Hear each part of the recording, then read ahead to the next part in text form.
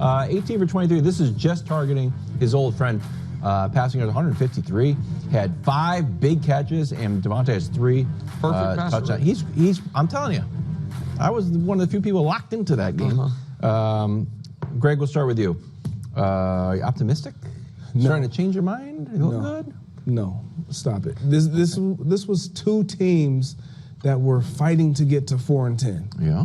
Like, you're playing against the Jacksonville Jaguars. Did he play well? Absolutely. Devontae had a great outing. Aaron Rodgers had a great outing. They got to win against a terrible team. Because they're a terrible team. And so if you were going to be optimistic, last year was the year to be optimistic. This year would have been that year to be optimistic. I'm not going to now be fooled and bamboozled like I was this year, because I picked this team. Yeah. It's not going to have it be 2 things. It's fooled and bamboozled about. Exactly. I knew you were going to come back to that Kansas City. I agree with you on this. Yeah. I'm not going to be bamboozled by the idea that their roster is good and they have the talent. And look at Aaron now that he's healthy. He just needed a year off the Achilles. I'm not. So listen, Aaron Rodgers might be right about something. The Jets might actually be cursed. Because if we were to script the cruelest possible scenario for their fans, these last 2 weeks are part of it. The moment, literally the week, you're mathematically eliminated from the playoffs, you get old Aaron and old Devontae, and just long enough to trick you into bringing them both back next year, which would be a grievous error. So Nick is just blasting Aaron Rodgers there and saying, he waited until the Jets were eliminated from the playoffs to show up and actually have some good games here. I mean, Aaron did have a few good games throughout the season, before they were eliminated. If you look back to the Week 3 game against the Pats, he threw for 281 yards, threw for 2 touchdowns, had a completion percentage of 77.1% and a rating of 118.9. So that was a pretty good game. Also against the Pats, it's funny, 2 of his best games this year against, one of the worst teams in the league.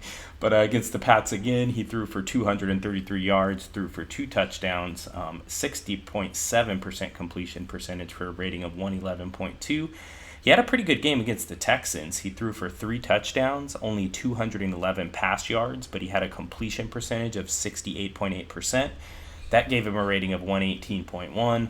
Then he had a terrible game against the Cardinals, kind of bounced back here against the Colts. He threw for 2 touchdowns, 75.9% completion percentage, and a rating of 114.7 against the Colts.